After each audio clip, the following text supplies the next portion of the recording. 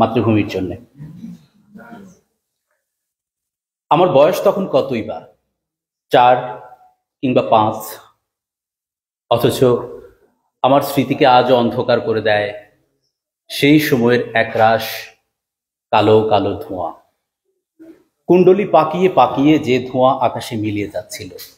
আমাদের বাড়ির শেষ প্রান্তে বুড়ো বটগাছটার নিচে দাঁড়িয়ে সবাই ভিড় করে সেই ধোঁয়া দেখেছিল। আমিও মায়ের কুলে চড়ে সেই ধোঁয়া দেখেছিলাম। সবাই আতঙ্কে রায়ট লাগছে, রায়ট লাগছে, রায়ট লাগছে, রায়ট লাগছে বলে ছুটাছুটি করছিল। এবং তার কদিন পরই সদ্য বিবাহিত দাদা বৌদির সঙ্গে আমাকেও কলকাতায় পাঠিয়ে দেওয়া হয়। আমি ছেড়ে এসেছিলাম আমার মাকে, আমার বাবাকে। আমি ছেড়ে এসেছিলাম আমাদের সেই বুড়ো বটগাছ, টিনের চালাওয়ালা গোবর লেপা বেড়ার ঘর, বাড়ির পেছনের পুকুর, পুকুর পাড়ের নোনা গাছ, আর আমার প্রিয় কাজলা দিদিকে। আমি ছেড়ে এসেছিলাম আমার মাতৃভূমিকে, আমার জন্মভূমিকে। এবং সেদিনের পর থেকে আর একদিনের জন্যও সেখানে ফিরে যেতে পারিনি, একবারের জন্যও না। আমার স্মৃতিতে এখন সব ঝাপসা, সেই ঘর, সেই গাছ, সেই কাজলা দিদি, সব সব।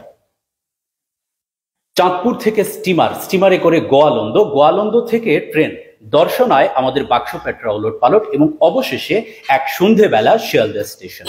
শিয়ালদা স্টেশন থেকে ঘোড়ার গাড়ি চেপে প্রেমচাঁদ বড়াল স্ট্রিট, প্রেমচাঁদ বড়াল স্ট্রিটের 3.5 হাত চওড়া এক অন্ধ গলি, সেই অন্ধ গলির 11 বি নাম্বার বাড়িতে ছোট্ট একটি ঘরে দাদা বৌদির সঙ্গে খাঁচায় বন্দি আমি, যার মুখে তখনও নোয়াখাইলা ভাষার টান, আমি যাকে দেখলেই প্রাইমারি স্কুলের ছেলেরা কানের উপর হয়ে গাইতো, বাঙালো রস খাইলো, ভাড় ভাঙিলো, পয়সা দিল না।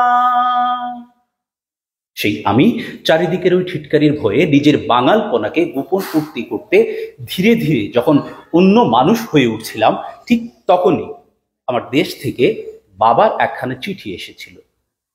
সবাই সেই চিঠি নিয়ে জোরে জোরে আলোচনা করছিল। শুনেছিলাম ঢাকায় নাকি গুলি চলেছে। গুলি? বহু বছর পর জেনেছিলাম সেই গুলি চলেছিল তাদের উপর যারা আমার মাতৃভাষা বাংলার মর্যাদা রক্ষা করতে ওপার বাংলায় লড়াই শুরু করেছিল। শুনেছিলাম তারা নাকি পুলিশের বন্দুকের সামনে জামার বোতাম খুলে চিৎকার করে গাইছিল, ওরা আমার মুখের ভাষা কাইড়া নিতে চায়। আর সেই মুখের কথার গৌরব রক্ষা করতে তারা নাকি পুষ্পাঞ্জলির মতোই তাদের প্রাণকে সমর্পণ করেছিল। আর এপার বাংলায় আমি আমার সমস্ত বাঙালপনাকে ছেড়ে ফেলে ধীরে ধীরে হয়ে উঠছি কেতাদুরস্ত অন্য এক মানুষ। ইংলিশ মিডিয়াম স্কুল থেকে একটার পর একটা ক্লাস টপকে আমি তখন রণ পায়ে এগিয়ে চলেছি। ইংরেজিতে কথা বলায়, চাল চলনে, আদব কায়দায় আমি তখন সবাইকে মুগ্ধ করতে পারি। রাম ব্যানার্জি লেনের বাড়ি ছেড়ে আমরা উঠে এসেছি কলকাতার এক অভিজাত পাড়ায়। কেউ আর আমায় বাঙাল বলতে সাহস পায় না, বরং একটু সমীহ করেই চলে। আমার দাদা বৌদি আমাকে নিয়ে গর্ব করেন। আমাদের ভূতপূর্ব বাঙাল জীবনকে আমরা রীতিমতো ঘৃণা করতে শিখে গেছি। তারপর থেকে আমার জীবনে শুধুই চড়াই চড়াই। আমি এখন এক সাহেবী কোম্পানির নামী অফিসার। সেই কোম্পানির স্বার্থে আমি এখন দেশে বিদেশে উড়ে বেড়াই। অধিকতর বিদেশি ব্যবসা, অধিকতর বিদেশি চুক্তি, পরামর্শ, কমিশন ইত্যাদি ইত্যাদি অর্জনের মধ্য দিয়ে আমার আজকের বিকাশ, আমার প্রতিপত্তি। আমার ছেলেমেয়েরা আমাকে ড্যাডি বলে ডাকে, মাকে মাম্মি। ওরাও আমার মতো শুদ্ধ করে বাংলায় কথা বলতে পারে না, শুদ্ধ করে লিখতে পারে না মাতৃভাষায় কয়েকটা লাইন। বাংলা ওদের কাছে একান্তই বিদেশি একটা ভাষা। সেবার লন্ডনে এক জাপানি শিল্পপতিকে বিদেশের মাটিতে দাঁড়িয়ে যখন সবার সামনে তার মাতৃভাষা জাপানিতে কথা বলতে দেখেছিলাম, তখন আমার বুকের ভেতরে কেমন যেন একটা কষ্ট হচ্ছিল। ইংরেজিতে কথা বলতে না পারার জন্যে তার ভেতরে কোনো লজ্জা কাজ করছিল না, বরং মাতৃভাষায় কথা বলতে পারার অহমিকায় মানুষটিকে আরো উজ্জ্বল হয়ে উঠতে দেখেছিলাম। আমার বুকের ভেতরে সেই অভিজ্ঞতার যন্ত্রণা একটা বোবা কান্না হয়ে গুমড়ে গুমড়ে উঠছিল। আমার তখন মনে হচ্ছিল আমার কোনো দেশ নেই, আমার কোনো মাতৃভূমি নেই, আমার কোনো মাতৃভাষা নেই।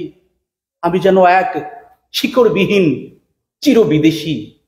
তাই তাই মাতৃভাষার জন্য যারা জীবন দেয় তারা কেমন মানুষ আজ আমার ভীষণ জানতে ইচ্ছে করে।